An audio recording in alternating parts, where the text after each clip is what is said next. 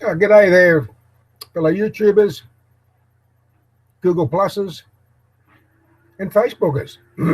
Yeah, it's me again. And this is something I'm planning to do for an hour every day at this time from 1 p.m. to 2 p.m. Monday through to Friday.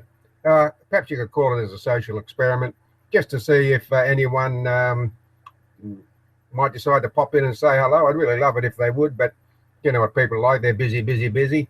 And we've got a lot of time differences here. You know, I think it's about 17 hours time difference between here in Oz than it is in the United States. And it's a bit different over in Great Britain and Europe. I think it's something like about 9 hours there, time difference. So it's 1 p.m. on the dot here. Today, Tuesday, March 10. So that would make it at around, oh God, I got to get my mind into gear here.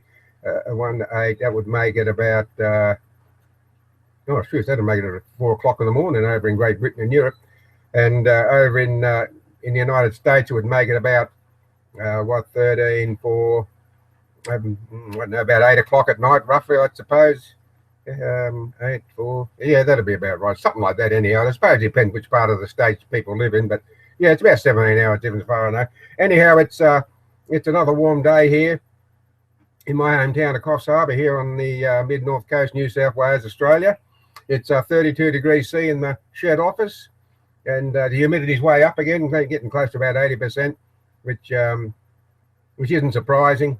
I mean, the ground's pretty well saturated, and we've had a hell of a lot of rain over here. Last month, 20 of the 28 days of February were wet, and we had a total of 516.5 millimetres in the gauge, and we've already got, I think, something like 60 or 65 millimetres so far this month.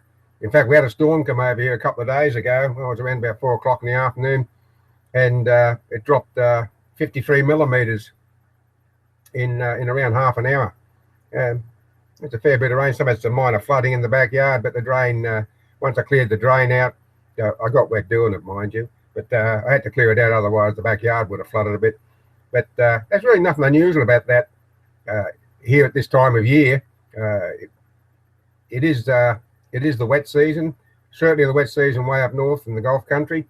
That's usually, I think that's usually from around October, November through to March, and they've had a hell of a lot of rain up there, and of course it's the wet season here on the mid north coast and the far north coast and way up on the Queensland coast. We've had I think it's 3 tropical cyclones to date, and I think there was something on the news last night that there's a chance of another one forming. And what happens is they form way up north, up around Cairns and Hampton, and way up on in the Gulf country, Cape York, the tip of Australia, and of course they eventually move way down south as a tropical low, and that's why we get all this. That way we get all this wet weather, and of course the breeze when they come in from the Tasman Sea, the northeast, east, southeast, they're usually pretty. It's full of humidity, so that's why we have this period of high humidity. I mean, it's autumn here now, and not even the nights have started to really cool down. Although they will, given another couple of weeks or so, and the nights will start getting a bit cooler, which is good because I like the cool to cold weather, which is the main reason I wait until the winter time before I go bush for the season. My wife likes to get rid of me. You see, she doesn't mind me going away at all. She likes being alone as much as I do. But you can do that when you've been married as long as we have, 40 years, and because you're really comfortable with each other when you've been married for so long. And we're the best of friends, and I don't think it hurts for couples to have time away from each other. Anyhow, that's my story, and I'm sticking with it. And besides, as I said, my wife doesn't mind me going away. In fact, I think if she if she could, I suppose she could if she wanted to, she could pack up my gear and say, well, there you go, here's the keys to your 4x4, off you go, bye for now, toodles. But yeah, I really look forward to going away every year, although it's getting harder and harder these days. I find that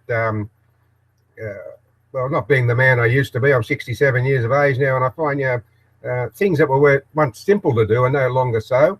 And I find that I can't drive as far as I used to. But, once upon a time I could drive 800, 1,000 kilometres in one hit, no worries. But these days I'm hard pressed driving 400 kilometres, which is when I go away. I usually stop just shy of Gunnedah in western New South Wales. There's a big what they call a fireplace area there, where there's a lot of folk pulling over there in caravans and so on to spend the night. And that's what I normally do. And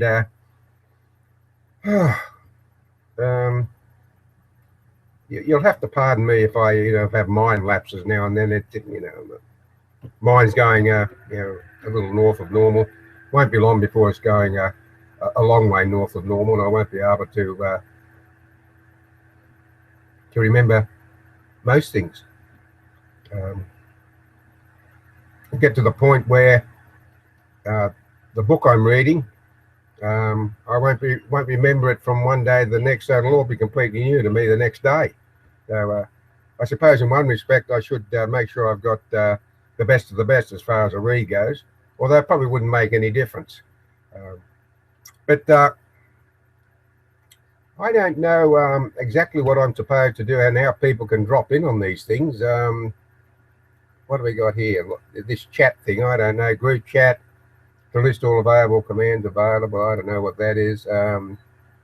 Screen share, yeah, well, I've been there before. I'm kind of getting the hang of what this screen share is. I think if you click it there, I think you can see what page I'm on. I'm not sure. It